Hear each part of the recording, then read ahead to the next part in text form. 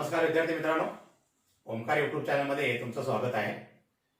आज इयत्ता 10वी गणित भाग 1 या विषयातील प्रकरण क्रमांक 4 फायनान्शियल प्लॅनिंग या प्रकरणातील प्रॅक्टिस सेट 4.2 हा या ठिकाणी आपण आज सोडवणार आहोत। बघा, प्रॅक्टिस सेट सोडवण्यापूर्वी आपण जीएसटी इन ट्रेडिंग चेन जे व्यवसाय साखळीतील जीएसटी याविषयी थोडीशी माहिती घेऊया। या ठिकाणी कारखानदारांनी एखादी वस्तू उत्पादित केली की ती डायरेक्ट ग्राहकाला कंझ्युमरला मिळत नाही, तर त्याच्यामध्ये काही टप्पे असतात। बघा, हे मॅन्युफॅक्चरर आहे जे उत्पादक आणि वस्तू उत्पादित केली की ती होलसेलर किंवा डिस्ट्रीब्युटर यांच्याकडे जाते आणि त्याच्यानंतर ती रिटेलरकडे आणि शेवटी कंझ्युमरकडे, म्हणजे हा उत्पादक नंतर एक घाऊक व्यापारी किंवा वितरक यांच्याकडे जाते, त्यानंतर रिटेलर म्हणजे किरकोळ व्यापारी आणि त्यानंतर ग्राहक, अशी ही व्यवसाय साखळी असते। आणि या साखळीमध्ये त्या ठिकाणी प्रत्येक वेळी हा जीएसटी जो आहे ते वरच्या रकमेवर हा जीएसटी शासनाला द्यावा लागतो। आता वरची रक्कम म्हणजे काय, तर बघा इथं मॅन्युफॅक्चरर जे आहे उत्पादक त्याने एखादी वस्तू 100 रुपयाला तयार केलेली आहे आणि ही वस्तू त्यांनी 100 रुपयाला होलसेलरला ही दिलेली आहे। त्यावेळी समजा त्या वस्तूवर एक 12% जीएसटी आहे, तर होलसेलर हा उत्पादकाला म्हणजे हे जे मॅन्युफॅक्चरर आहे त्यांना 12 रुपये जीएसटी देतो आणि तो 12 रुपये हे मॅन्युफॅक्चरर जे आहे ते गव्हर्नमेंटला पूर्णपणे भरतात। आता या ठिकाणी 100 रुपयाला वस्तू होलसेलरला मिळाली तर ती वस्तू 100 रुपयाला रिटेलरला मिळत नाहीये, कारण होलसेलर आपला नफा कमवून ती वस्तू हा पुढे देत असतो। म्हणजे समजा इथं होलसेलरनं 50 रुपये नफा कमवलेला आहे, म्हणजे 100 रुपयाची वस्तू रिटेलरला 150 रुपयाला मिळणार आहे। आणि त्यावेळी आता इथं होलसेलरनं 12 रुपये जीएसटी भरलेला आहे सुरुवातीला 100 रुपयाला, पण इथं 150 रुपयाला त्यांनी वस्तू विकलेली आहे, तर 150 रुपयाचा जीएसटी रिटेलरकडनं हे होलसेलर घेतात, म्हणजे या ठिकाणी 18 रुपये जीएसटी होलसेलर घेतो। आता 18 रुपये घेतल्यानंतर पहिल्यांदा त्यांनी 12 रुपये भरलेला आहे 100 रुपयाचा, तो 12 रुपये कट करून घेतात आणि राहिलेला 6 रुपये जो आहे हा टॅक्स ते गव्हर्नमेंटला भरतात। त्यानंतर रिटेलर जो आहे 150 रुपयाला वस्तू खरेदी केलेली आहे, ती वस्तू 150 रुपयाला कंझ्युमरला मिळत नाही, तर रिटेलर सुद्धा आपला नफा कमवतात आणि ते कंझ्युमरला देतात। तर इथं 150 रुपयाची वस्तू कंझ्युमरलाही 200 रुपयाला ते विकतात। आता यावेळी 200 रुपयावर जो जीएसटी आहे 12% 24 रुपये ते घेतात, म्हणजे या ठिकाणी 224 रुपयाला वस्तू ही कंझ्युमरला मिळते। आता या 24 मधले 18 रुपये त्यांनी आधी भरलेले आहेत होलसेलरला, म्हणजे त्या ठिकाणी 18 रुपये ते कट करून घेतात आणि राहिलेले 6 रुपये ते गव्हर्नमेंटला भरतात। तर याप्रमाणे व्यवसाय साखळीतील जे जीएसटी इन ट्रेडिंग चेन जी आहे ते याप्रमाणे वरच्या रकमेवरचा जीएसटी जो आहे प्रत्येक वेळा ते गव्हर्नमेंटला भरत राहतात। तर या पद्धतीने त्या ठिकाणी ही व्यवसाय साखळी जी आहे ती चालत असते। आता याच्यामध्ये काही संज्ञा आहेत त्या थोड्याशा बघूया आपण। पहिले बघा, इनपुट टॅक्स। आता इनपुट टॅक्स म्हणजे काय, तर when traders pay GST at the time of purchase it is called input tax। जे खरेदीच्या वेळी जे व्यावसायिक जीएसटी भरतात त्याला इनपुट टॅक्स असं म्हटलं जातं। Input tax credit.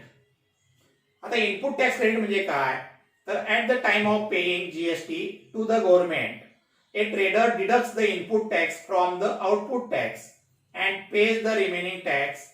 This deduction of input tax is called input tax credit।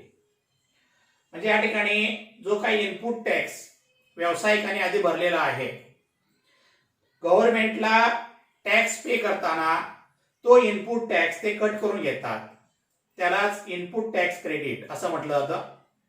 जे तुम्हाला मग सांगितलं मी, होलसेलरनं 12 रुपये इथं टॅक्स भरलेला आहे उत्पादकाला आणि रिटेलरकडनं त्याने 18 रुपये घेतलेला आहे, तो भरलेला 12 रुपये जो आहे ते कट करून घेतात आणि 6 रुपये गव्हर्नमेंटला भरतात। तर जो 12 रुपये त्यांनी कट करून घेतलाय तोच आहे इनपुट टॅक्स क्रेडिट। पुढे बघा, output tax When traders collect GST at the time of sale, which is called output tax.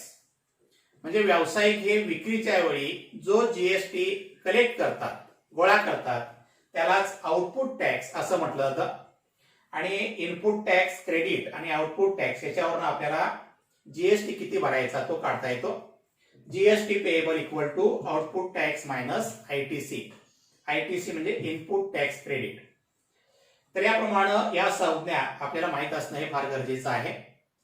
तर या भागावर आधारित आपल्याला प्रॅक्टिस सेट 4.2 हा सोडवायचा आहे. प्रॅक्टिस सेट 4.2 मध्ये पहिले एक्झाम्पल आहे.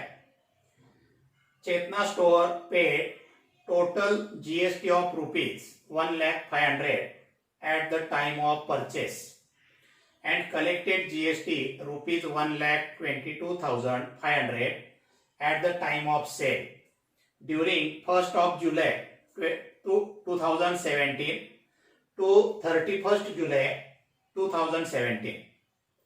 Find the GST payable by Chetna Stores. त्या ठिकाणी चेतना स्टोअरनं ₹1,05,000 जीएसटी हा खरेदीच्या वेळी भरलेला आहे आणि ₹1,22,500 जीएसटी हा विक्रीच्या वेळी गोळा केलेला आहे. तर त्यांनी जीएसटी देय जीएसटी हा चेतना स्टोअरचा किती आहे तो आपल्याला शोधायचा आहे. बघा, जो जीएसटी त्यांनी खरेदीच्या वेळी भरलेला आहे तो इनपुट टॅक्स असतो.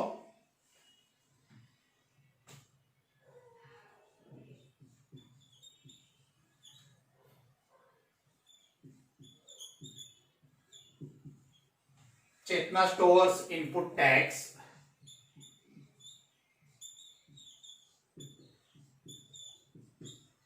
Equal to ₹1,05,000. Therefore, ITC equal to ₹1,05,000.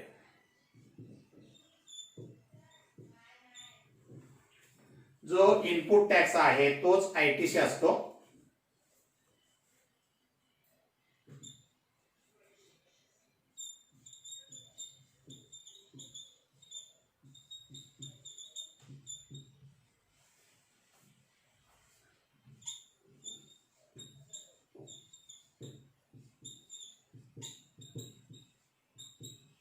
Output tax is equal to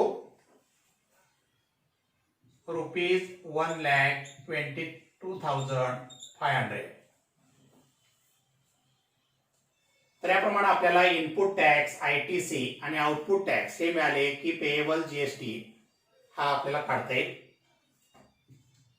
therefore GST payable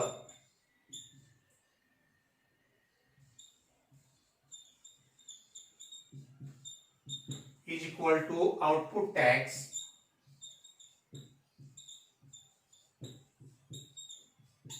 minus ITC. इधर आउटपुट टैक्स है 1,22,500 माइनस ITC आहे 1,05,000.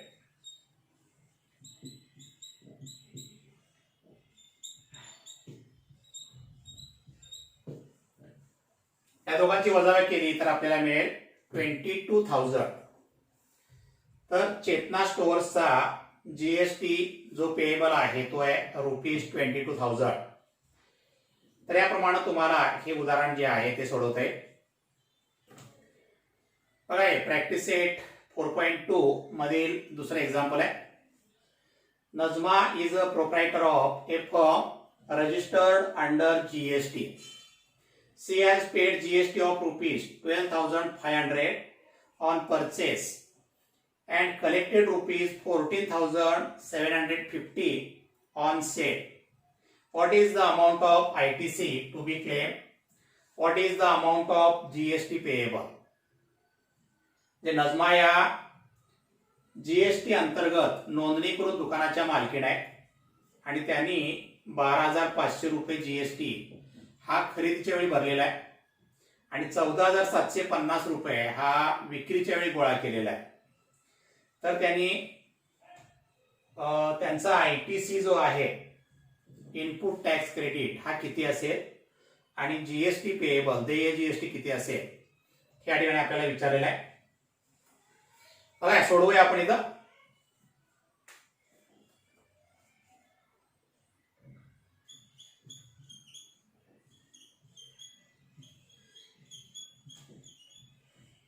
इथे लजमाज, आता इनपुट टॅक्स जो आहे,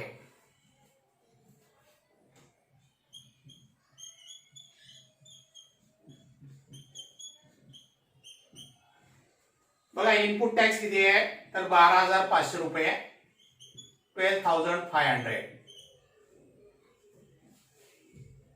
आणि हा जो इनपुट टॅक्स आहे तोच असणार आहे ITC.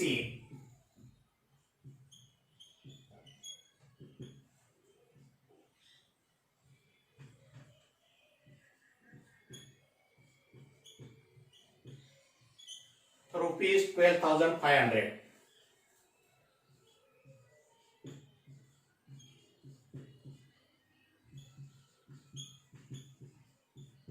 आउटपुट टॅक्स बघा जो कलेक्ट केलेला आहे GST 14,750.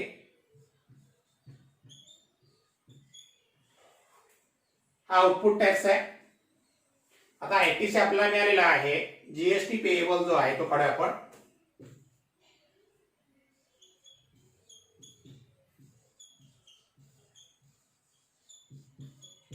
GST payable is equal to output tax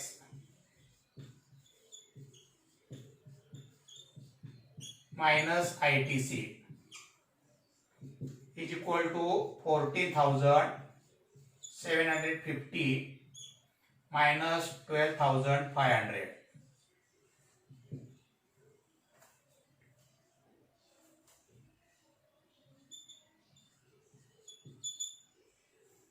There were 2,250 rupees.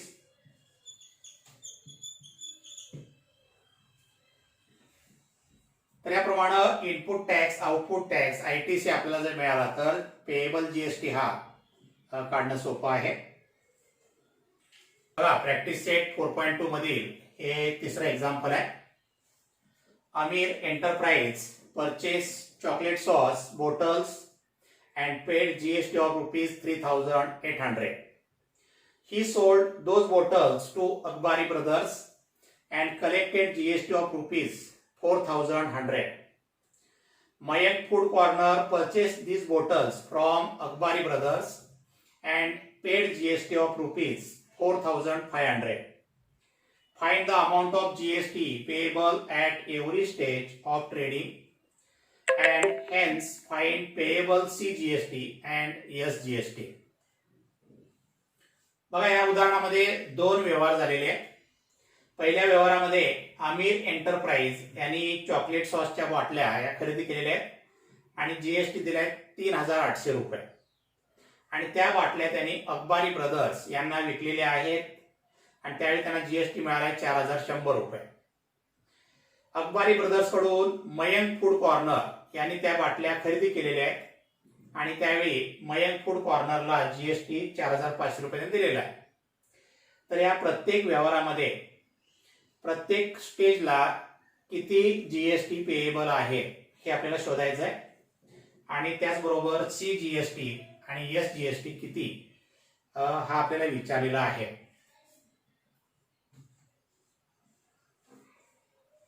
बघा दोन स्टेज आहेत. पहिली स्टेज घेऊया आपण.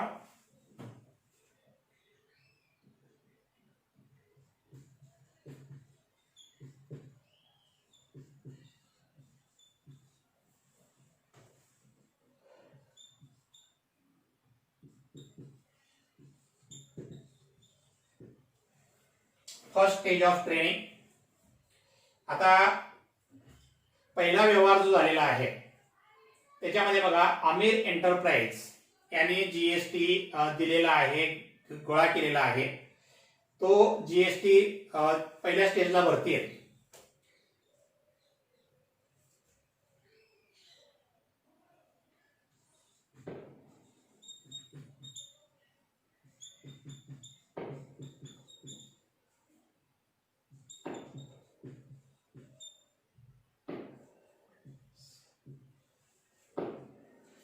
आता आमिर एंटरप्राइजचे इनपुट टॅक्स किती असेल बघा.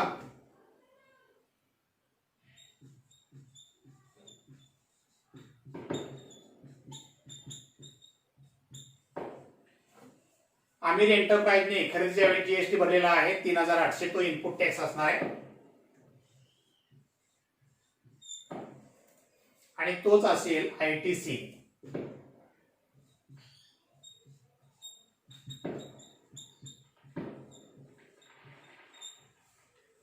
आउटपुट टॅक्स बघा.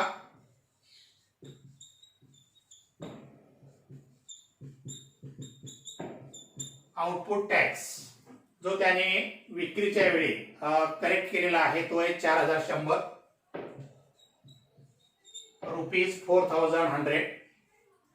आता जीएसटी पेएबल काय असेल बघा इथं.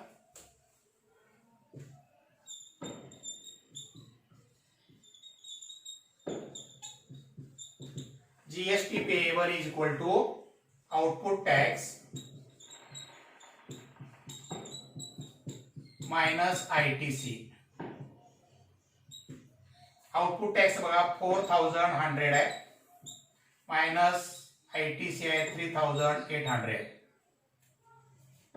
जीएसटी पेएबल जो आहे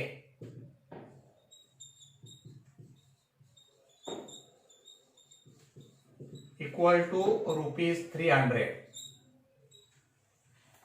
4,100 मधून 3,800 गेले तर आपल्याला 3,300 हे जीएसटी मिळेल. एवढा जीएसटी आमिर एंटरप्राइज यांना भरावा लागेल.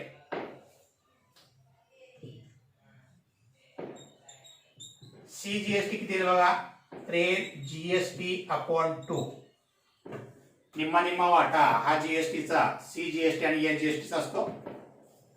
इथे 300 upon 2 equal to rupees 150.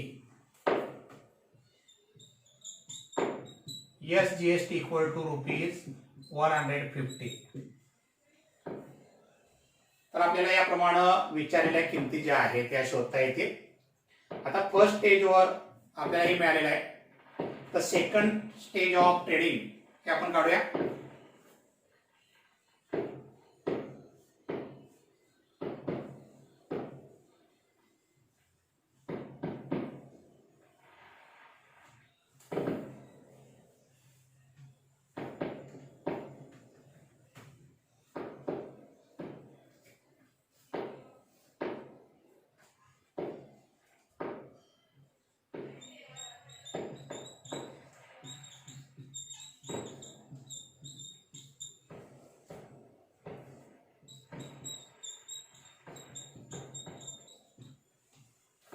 Second stage of trading.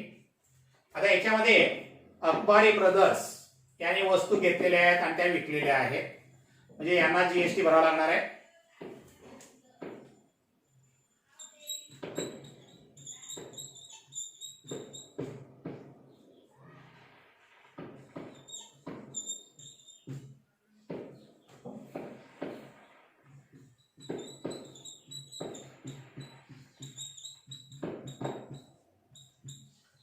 अकबारी ब्रदर्सचा इनपुट टॅक्स किती असेल बघा. तर त्या बाटल्या ज्या आहेत त्यांनी आमिर एंटरप्राइज यांच्याकडून खरेदी केलेल्या आहेत आणि त्यावेळी त्यांना 4,100 रुपये हा जीएसटी द्यावा लागलेला आहे. तो यांचा इनपुट टॅक्स असणार आहे 4,100 रुपीज. हाच असेल आयटीसी. आउटपुट टॅक्स बघा.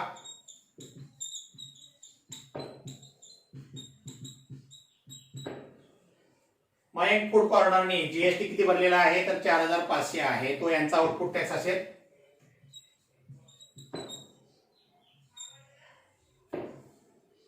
जीएसटी पेएबल किती असेल बघा इथं.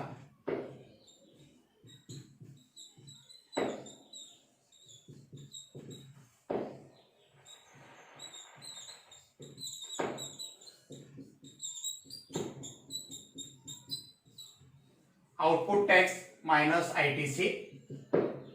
इथे 4,500 मायनस 4,100 इक्वल टू रुपीज 400. अखबारी प्रदर्शनात 400 रुपये हा जीएसटी भरावा लागणार आहे. therefore CGST equal to GST upon 2 400 upon 2 equal to rupees 200.